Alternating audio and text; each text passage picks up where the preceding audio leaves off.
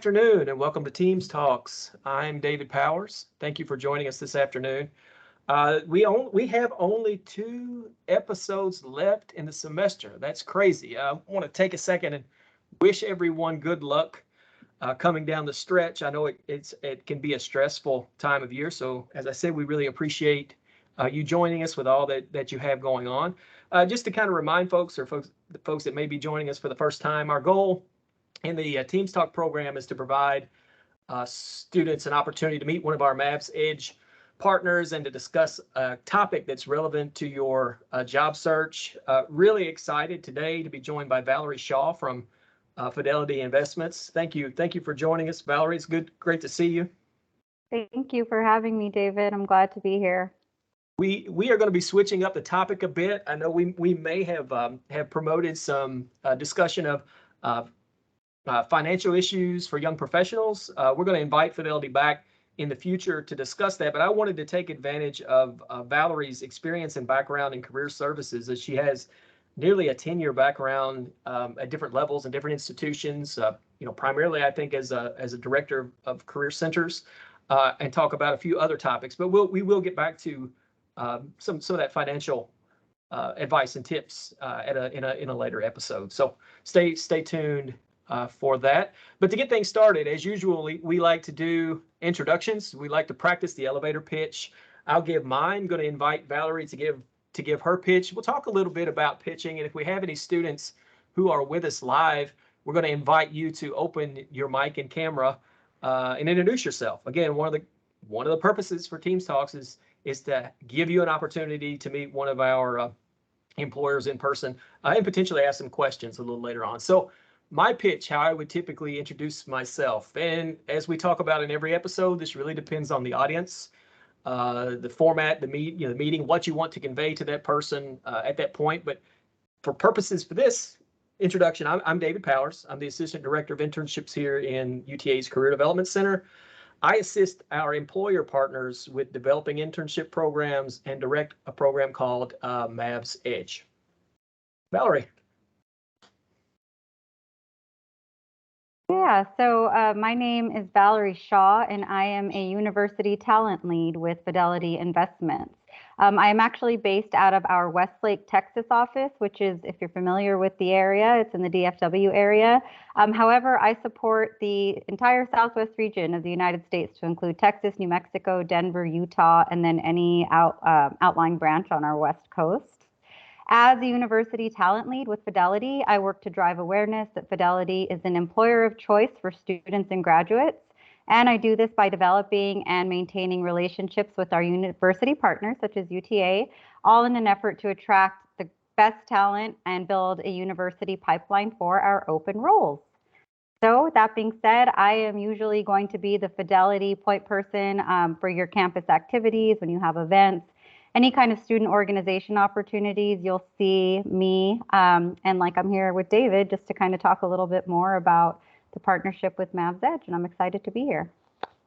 Thank you. See, that was great. That was a great pitch. That was flawless. Thanks. Oh, so well, what do I had a lot of practice. That's what we emphasize to students, and I think that's important to reinforce that. It does take a lot of practice. Someone might make it look easy, but you don't see all of the different times and different occasions where you've had to introduce yourself and kind of get a feel and understanding for your audience and that sort of thing. I know you've probably been in a position where you were so new to a role, and you have this long title with this long organization, and you haven't even maybe memorized what your title is sometimes. I mean, I've screwed up my own title. Or maybe you just recently changed positions or changed jobs and you're with a new company. Yep. And you introduce yourself with your previous information. Right. I mean, that sort of thing happens to everybody, but that's a great point that it's practiced, right? It is. Yeah, you definitely just have to practice. I am new to this role. I don't know if I mentioned that. I started with Fidelity Investments as a University Talent Lead in September. So going on 7 months, still feels like I'm, as you said, learning the role, remembering my title, but it does, I've had to sit down and, even write out what my elevator pitch is going to be and practice it, because when you're in your career and you're having conversations with different business partners, different universities, you want to be sure to put your best foot forward. And so practice makes perfect, the old adage. It's true.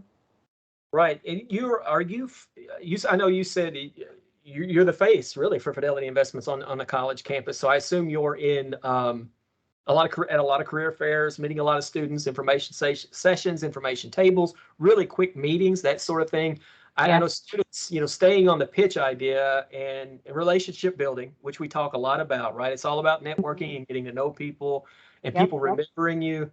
So when you're meeting a student for the first time at an event where maybe there's just a short period to get things across, maybe it's a career fair, maybe it's an information session, and maybe it's just a quick handshake. What is it that you want to hear from them or need to hear from students during that introduction? I feel like a common misconception, especially when it comes to a organization or a firm like Fidelity Investments, is that you have to have a finance background or an accounting background, or you have to come from this very, very high level, of finance when you're looking into positions like this. And something that I really love about Fidelity, and that I love about a lot of the roles that we have that are for students, entry level roles, are that we're looking for students from all backgrounds, from all majors, all kinds of experience. And the type of student that really stands out to me when I'm meeting them either virtually or at a career fair is the student who, for one, as you said, takes the time, is confident enough to come up, shake my hand. I definitely like students who at least are inquisitive, ask a few questions, like if they're not sure, well, can you tell me a little bit about it? And then students who always just kind of actively seek out a way to network, as you stated. Even an email address, networking on LinkedIn, those are all such important tools for students to take advantage of when you're in this unique position. Because we as college, I'm a university relationship lead, but even as my recruiters, we are all ready to meet you. We all want you to come work for our organizations. We all want to learn more about you. So when you show that you're eager and just actively open to meet us and to learn a little bit more about the firm and just kind of ask questions, that's really what I seek.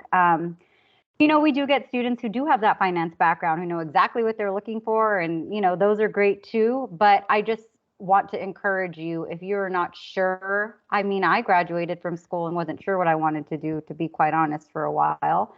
So asking questions, informing yourself, those are really, I love students like that. And then, of course, who connect with me on LinkedIn afterwards or send me an email afterwards just to kind of refresh my memory and stay connected. That's always great as well. Yeah, thank you. It's refreshing to hear, and I know it probably, it's a confidence building, I guess, for students to hear that. There might be opportunities for multiple kinds of majors. I think there's a lot of pressure on students when they make that introduction to sell themselves really hard, right off the bat.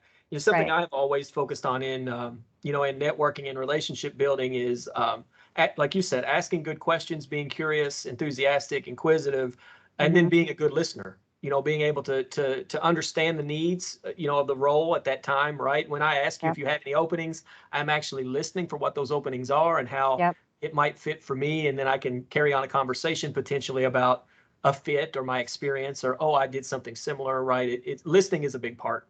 Absolutely, it is. I agree. And interviewing too.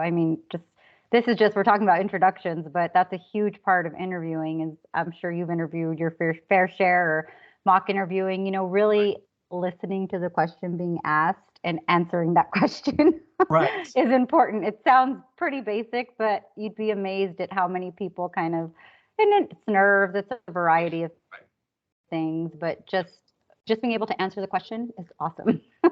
Yeah, that's exactly right. People get nervous and they ramble, and they end up in places they never intended to go. I know, again, one of our goals is, you mentioned internship opportunities and this sort of thing. So I know we wanted to kind of start out by making sure that students are aware. Our goal in the Mavs Edge program is to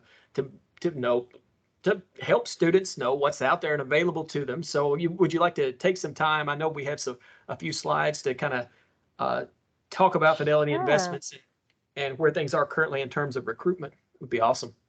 Yeah, absolutely. So I'm going to pull up my screen here and you can let me know if I am on the right track. Perfect. We can see it. Perfect. All right. So as David said, I'm just going to take a moment here to tell you a little bit about Fidelity. Some of you may not even be familiar with what Fidelity does, who we are. So I'm going to walk you through just a little bit about who Fidelity is, and then also give you a QR code to direct you to our career site. So if after this you have other questions, you want to check it out, you'll have the ability to do so. So as I said, I'm Valerie Shaw, part of Fidelity's University Talent Team. Really the reason that we come to these universities, the reason that we participate in efforts like this is because, of course, we want to educate our students about who Fidelity is, but we also want to hire you. So we know that you choose a career because you want to be fulfilled, and we think Fidelity's commitment to innovation, our culture, our extensive benefits package are all reasons why you should come join Fidelity. So I'll begin telling you a little bit about the firm and who we are. Fidelity is one of the most diversified financial services companies in the world, and our mission statement is to share our financial expertise to help people live the lives they want.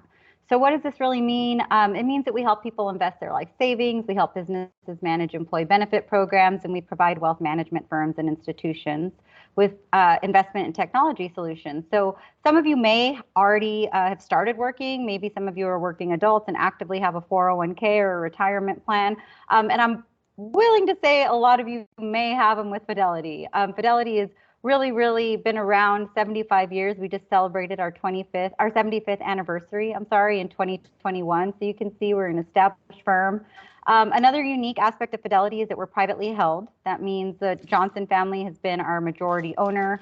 And there are many benefits from working for a privately held firm, really, because we don't have to answer to the pressures of Wall Street, but mainly because we can be innovative. And really, as an associate, why it's important to work for a privately held firm is it allows the firm, to give back to their associates in ways that a lot of publicly held firms aren't able to. And I'll talk to you a little bit more about that in our benefits piece. But also extremely customer centric. I think I mentioned that when it comes to roles that we're looking for, we're not always looking for someone with a finance background.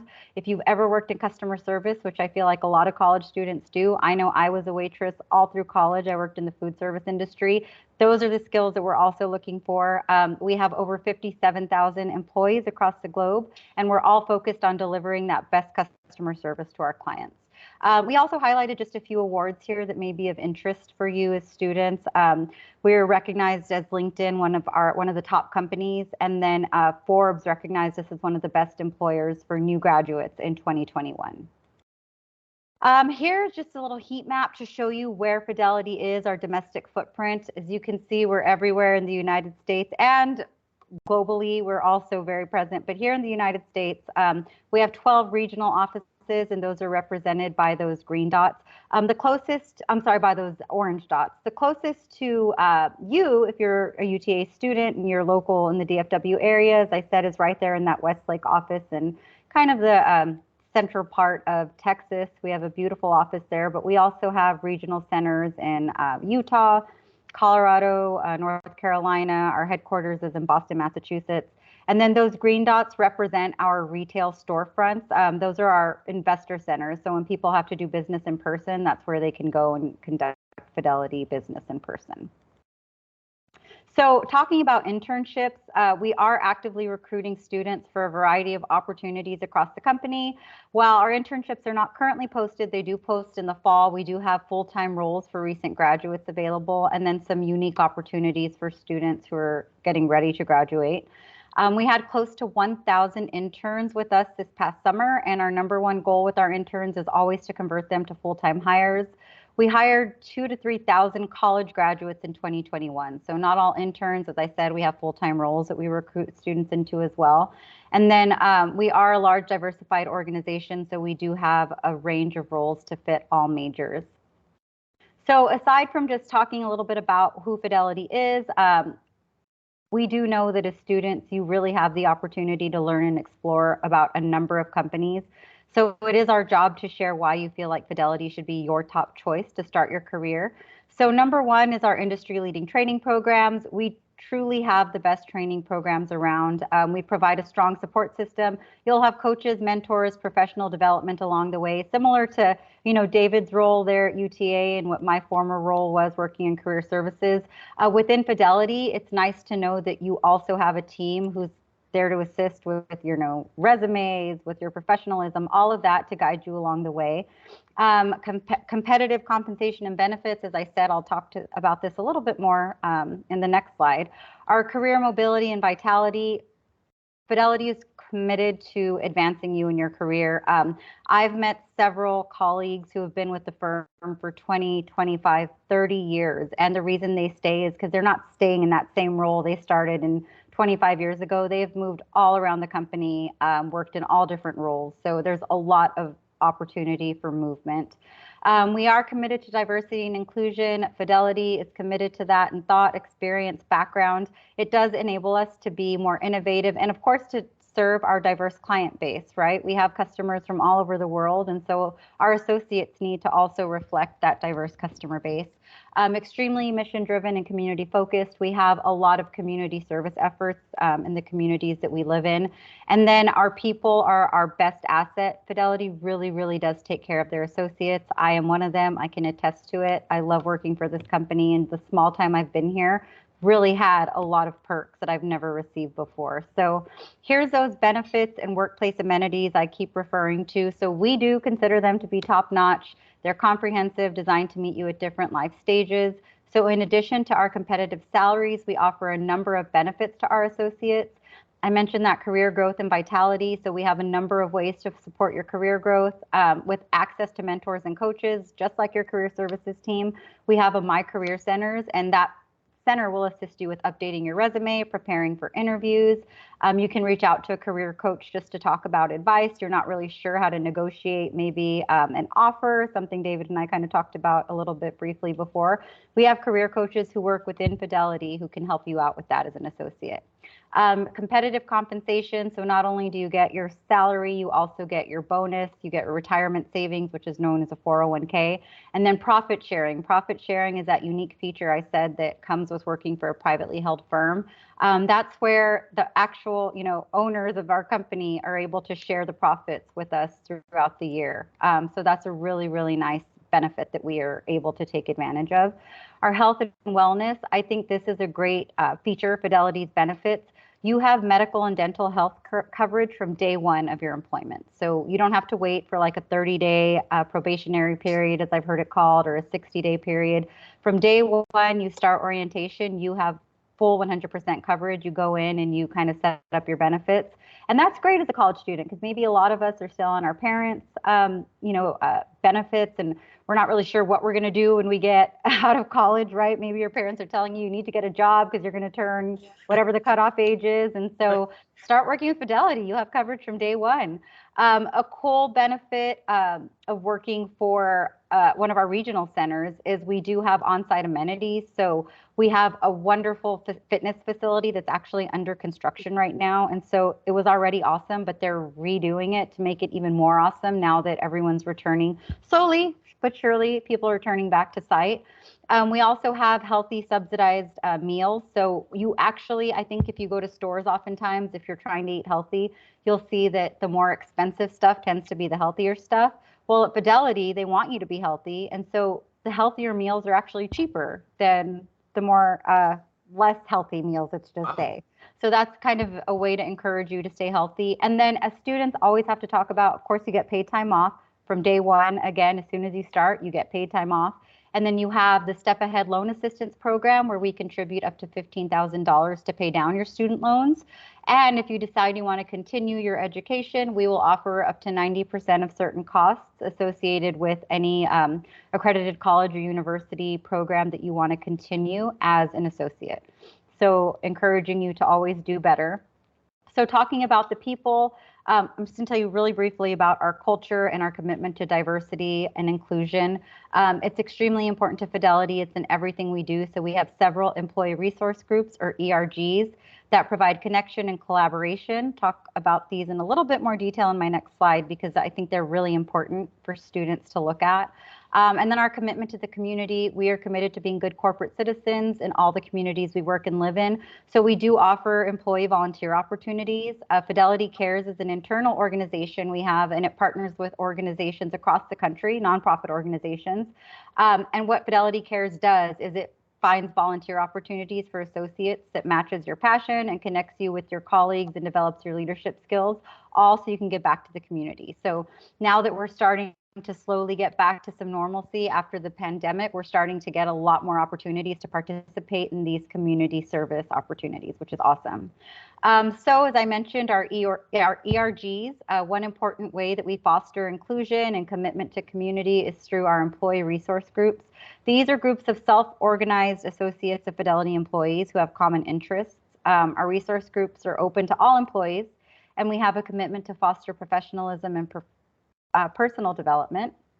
So something I'm going to bring to your attention today are our Aspire ERG that supports our Latino, Black, and Native American associate excellence. We also have Fidelity Pride, which fosters a healthy and inclusive work environment. Fidelity actually participated just recently, last week, I believe, in the Pride Out and Proud in the Workplace panel that was hosted by the Career Development Office there at UTA. One of our associates, who's actually also the host of our Out and Proud podcast, Fidelity also has podcasts, participated in that. And so it was really awesome to just kind of talk about what it is to be an associate at Fidelity and to be able to truly embrace yourself while you're at work. You don't have to hide who you are. You don't have to pretend to be anything you aren't. Fidelity really embraces that diversity. And so here, as I promised, if you have any questions, here's a QR code. This will direct you to our career site. That's where you can find out about opportunities for internships. Currently, we don't have any internship opportunities posted. We will post those in the fall. I'm in communication with David and with Keith in your Career Center. So whenever those are going to begin to post, I will absolutely, you all hear from us and they'll let you know and you can see it on Handshake. But if you have any additional questions, feel free to use that QR code. I think David included my LinkedIn information in the chat. I encourage you to connect with me. And then I do also want to share, since we weren't able to talk about it in depth today between David and I want you to invite you to join us to a workshop. It's called 5 Money Musts, taking place next Thursday. So we have 2 sessions, one at 11 a.m. Central and the next at 3 p.m. Central. And it's a workshop designed to help you as a young investor increase your confidence and build a solid foundation for the future. We want you to start thinking about making smart financial choices. So we'll have presenters that will include some presenters from our investor centers. And then we're going to hit on 5 simple money concepts to include an overview of budgeting, credit, debit, retirement, and investment. So if it's something you're interested in, if you want to learn a little bit more about financial literacy, financial services, please join us. I'm not able to, I guess I can put the link in the chat, David. I'll look to do that Sure, when I share the screen back with you, so you can go ahead and sign up to join us for that. Excellent. Thank you. Thanks. Yeah, so much. I mean, so much great stuff. I mean, Yeah. one thing I want to reinforce that you mentioned is when those positions hit Handshake.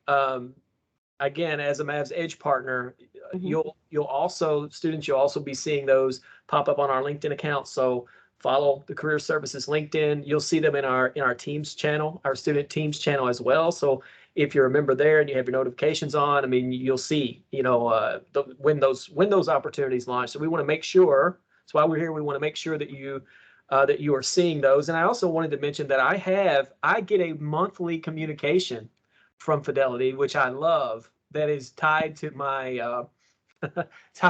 retirement from a previous institution. I guess it's a 401k.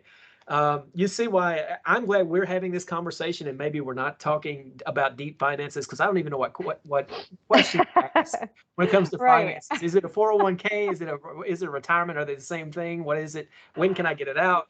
Some of those kinds of things. But yeah, I've really enjoyed watching that grow. I mean, I love getting that statement, I guess, every month. It is. It's awesome. And it's something to be thinking about early. You hear people talk about put it in, forget about it, let it grow. that sort of thing. So, um, so yeah, Fidelity has been on my radar for a long time, and we're communicating monthly, so Yes. I'm Yeah. happy to see, uh, happy to hear about it. So many benefits. The healthy living and the focus on healthy living and eating is something have been thinking a lot about, and that's really struck a chord with me in terms of what it costs to be healthy. Yep. Just very cool benefits that can impact your quality of life in a lot of different It can. And different something ways. I forgot to even mention on that in that same vein is but we also have a fitness reimbursement. So if you pay a monthly gym fee or you have one of those Pelotons or some kind of bike that you have a monthly payment, you can submit that for reimbursement as well. Yes. And not the whole bike. There's a cap on it. I can't Right. remember exactly how much Right. it is a month. Yeah, They're not buying Pelotons left and they right. don't give That'd those be nice. Pelotons away. Right. But I wish I had the exact number and I can't remember. But either way, it is a monthly reimbursement that, Fidelity will pay you back for being healthy. Yeah, that's fantastic. That and the investment in your training and development and education is also huge. I mean, I financed my master's degree through a similar program through an institution.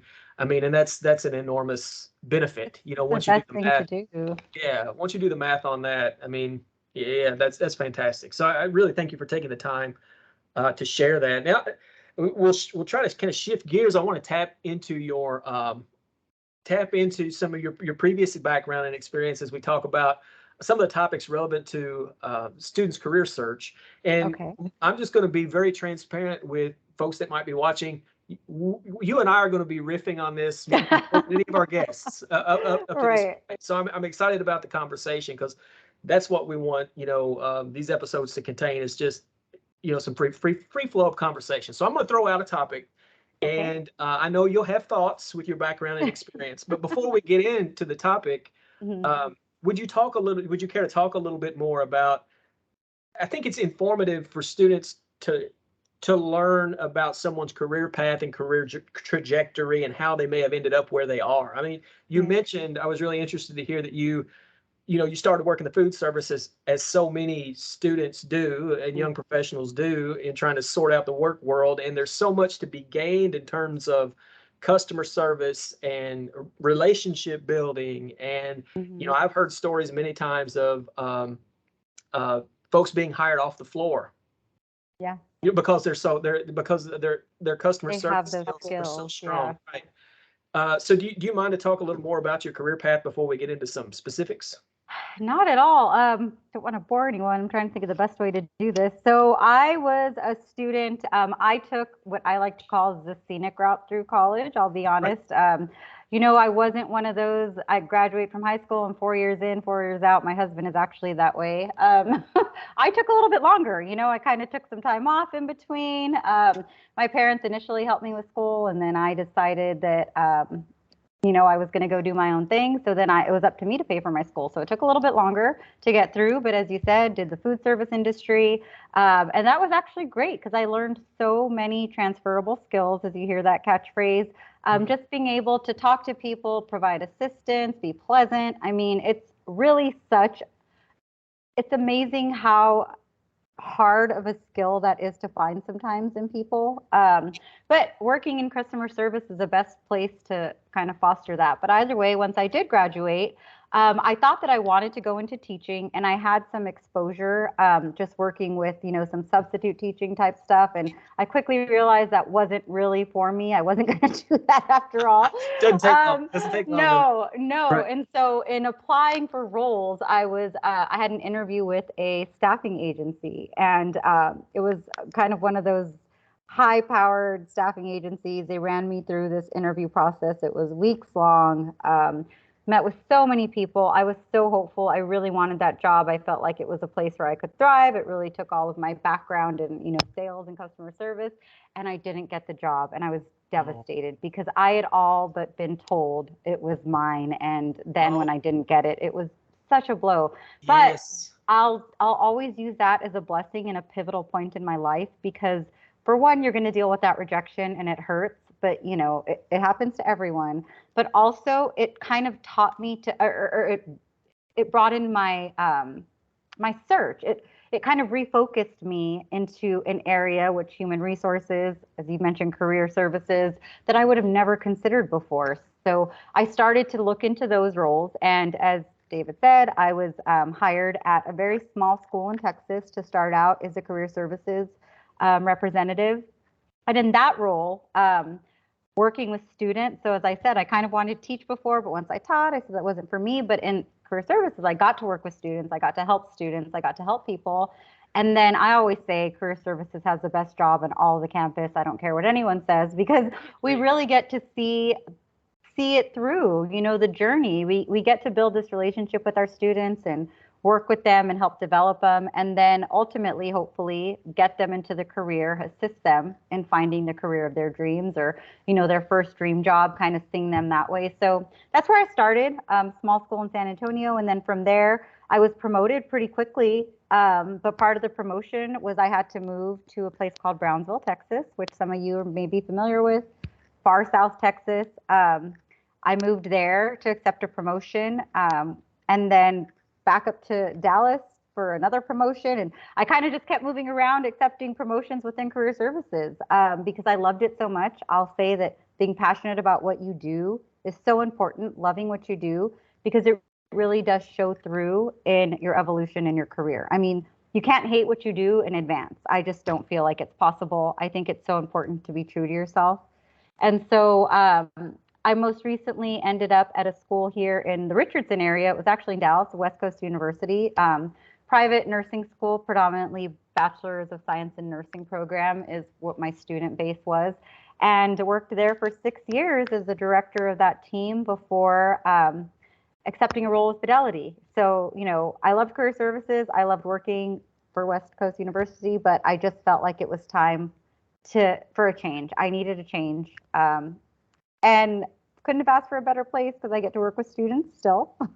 I still get to work with my career services people who I love. I feel like we're a special breed, and I love us. And then I get to work for Fidelity. So it's awesome. That's my journey, and this is where I am. And kind of like I said, you just never know where you're going to end up, but you always need to love what you're doing.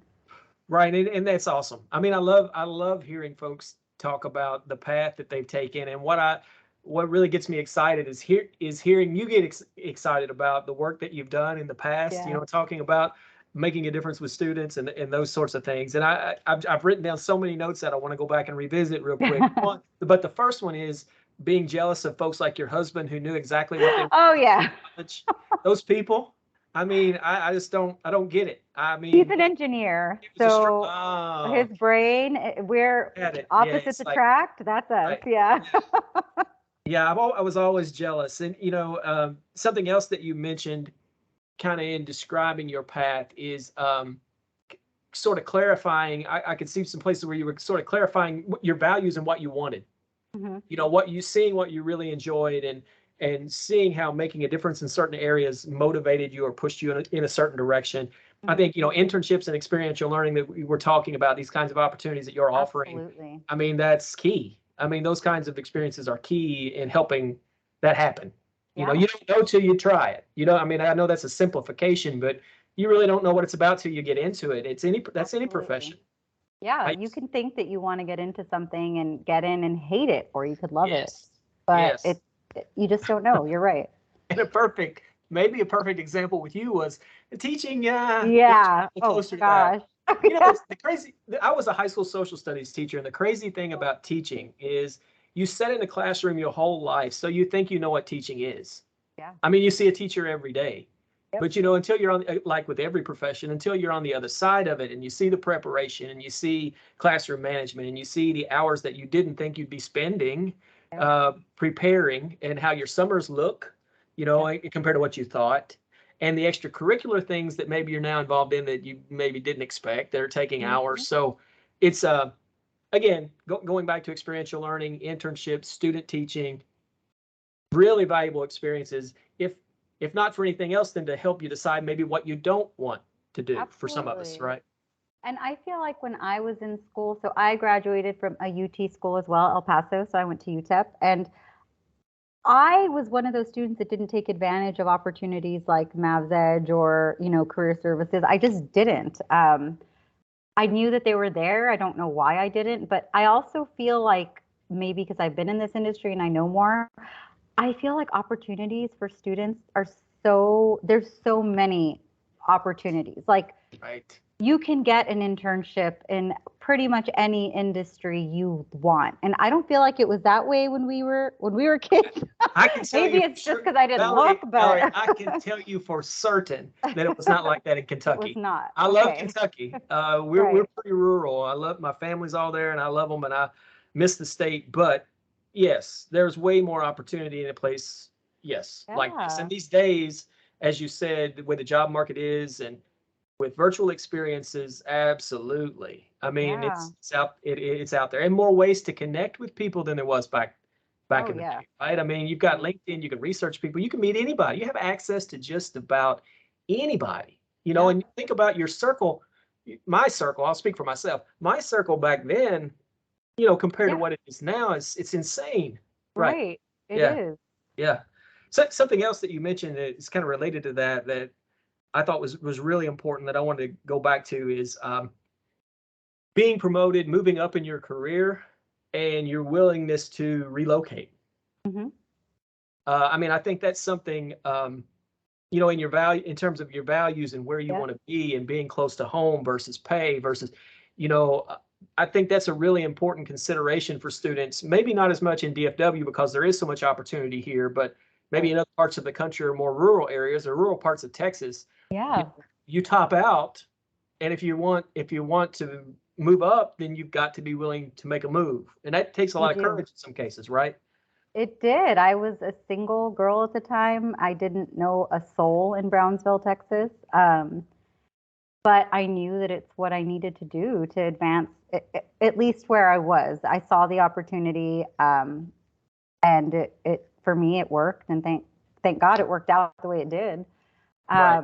But you're right, you do have to sometimes have that willingness, and it may not be, your dream place that you want to live, but you just never know where it can take you. Like Right. for me, I was in Brownsville for a little under 2 years. I met so many wonderful people, learned like the culture. It was a great experience. And once I was able to come back up to, family and friends, be closer to that, I jumped at the chance, but I probably wouldn't have ended up here had I not gone to Right. Brownsville. Right. Right. So I'm experiencing that now being here. I spent yeah. most of my life in Kentucky, and this opportunity to be in Texas and to experience the diversity here as compared to home, and a lot of different things. The Hmm. market. I mean, just it's a big place. Yeah. So it's been really cool. Something else you mentioned that I wanted to get back to and highlight was you talked about how important a skill customer service is, and I think so often I don't know that we do, but I think students write that off. Hmm. In the employers I talk to, that's the most valued skill. It's not just I mean, it's the being able to build relationships, talk to people, deliver great customer service, smile, be pleasant, as you said.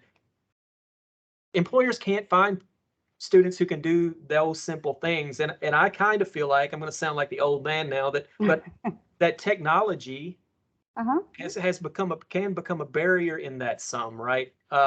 There's less face-to-face interaction, and there's something to body language and Hmm. seeing people live and that sort of thing. I just wondered about your thoughts about customer service in general. It's it's something that I 100% agree with you. Being in career services and working with students on their resumes, a lot of times they would leave out experience or eliminate experience that they didn't think was valuable in their opinion. I've worked at Chili's for 3 years, and they're like, well, it's not my finance degree, so I'm not going to add that. I'm like, of course you have to add that. I have to encourage them. I'd encourage my students to put every single thing on their resume that they did, every single thing, and then we'd go back and edit and revise as necessary, different things to consider. But just being in this position, working in talent acquisition with Fidelity, we've had a lot of conversation with leaderships who are hiring and discussing what the candidate profile is, the shifting candidate profiles for a lot of our roles. So I think that it used to be you had to have, this degree, you had to have this GPA,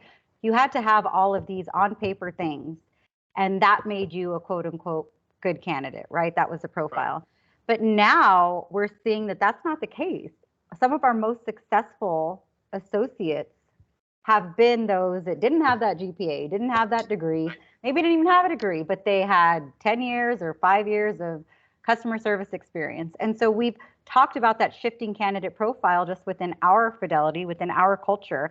And so looking outside of traditional four-year universities, we're looking at community colleges. We're looking at, some state universities that typically maybe in the past weren't really looked at just because so fixated on those things, when in reality, the skills, these transferable skills are what really help a student thrive in customer service. Not to say that degree, those are all, obviously, you're a step ahead with any type of higher education. That's incredible. But having your customer service background is really, really a plus. Yeah, thank you for sharing that. I think we're also careful also careful not to devalue the four-year degree. And the last thing I, as a university professional, want to be doing on a recorded session is devalue the four-year degree.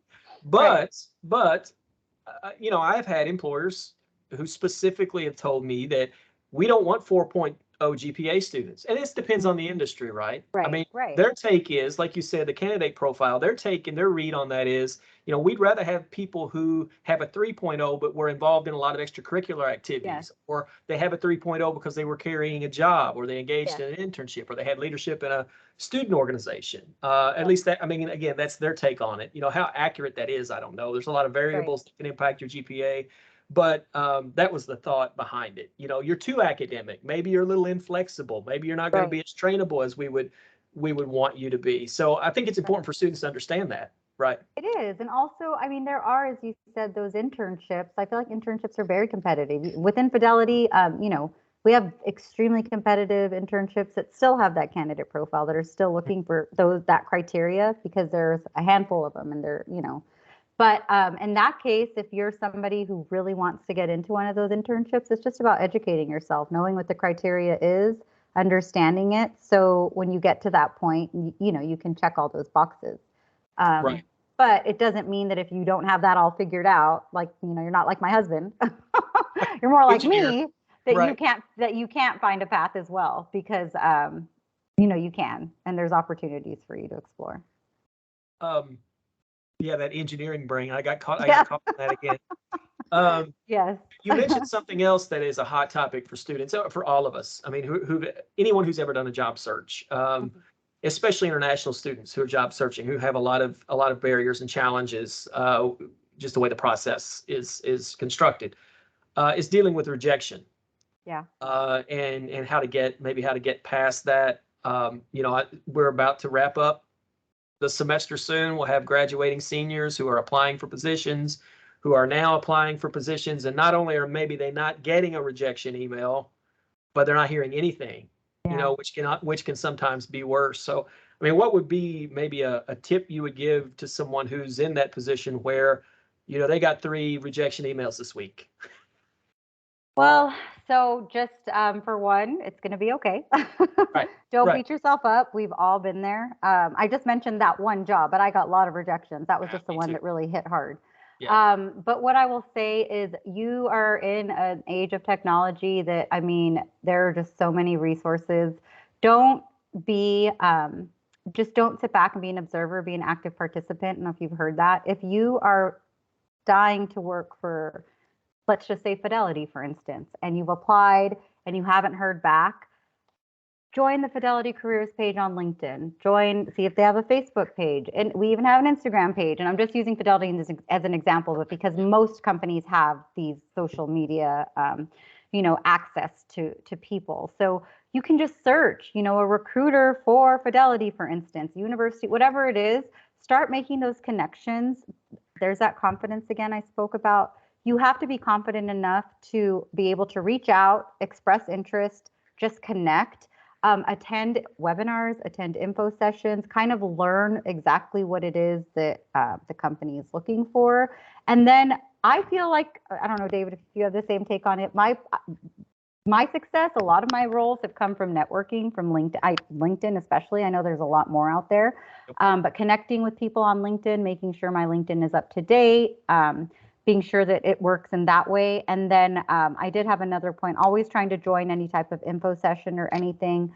It doesn't hurt also if you do get a rejection to reach out to respond if it comes from a person or if you've been working with a recruiter. Okay. I know it comes automated a lot of times, but if you can connect with somebody who you've maybe been talking through the process with and ask them for constructive feedback.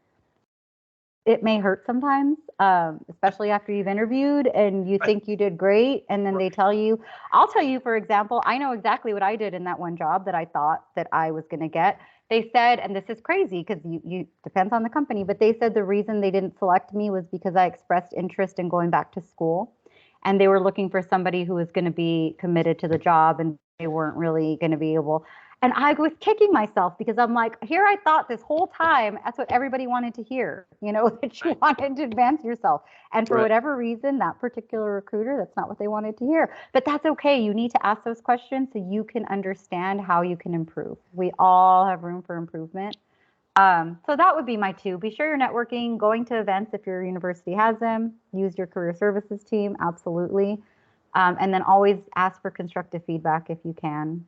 Doesn't hurt. Yeah, that's super. I really appreciate you sharing that because, I try to, it's hard not to take it personally. Right? It's not about you. It's not. It really isn't. You just gave a perfect example. Didn't have anything to do with you. It was what they needed. And when they say fit, you're not the right fit. Yeah. It means something. And it doesn't necessarily mean something negative about you. They could be doing you a favor under circumstances, So I think that's really important to remember, important to consider, and once you've been on this side of it, or especially you're in your position where you've worked both in career services and you've worked in recruitment, I always tell students the most educational thing you can do in terms of how best to present yourself and go through this entire application process is to be on a search committee. Once you're on your first search committee, you understand all the variables that go into making that decision. And at the end of the day, it's not personal. It could be something really small on your resume that disqualified you that. Right. Yeah, right. It could be anything. So. Or sometimes there could have just been somebody who was a better fit, Right. It could have been really close and somebody was a better fit. But we just be persistent. At the end of the day, the next one is going to get to yes. The next one is going to be the one. That's what you got to keep thinking. I don't want us to run out of time before I ask you the 5 burning questions. And you've shared a lot with us, and I appreciate you talking about your journey so much. And we might, if we have time, revisit resumes really quickly because there was something I wanted to ask you there. But first, what was your dream job? My dream job. Well, let me give you an out because you've already said you had a hard time. So geez, yeah. What was your dream job or first job? My first job was my very first job. Right. Yes. I worked at a seafood restaurant, and I used to have to clean shrimp. That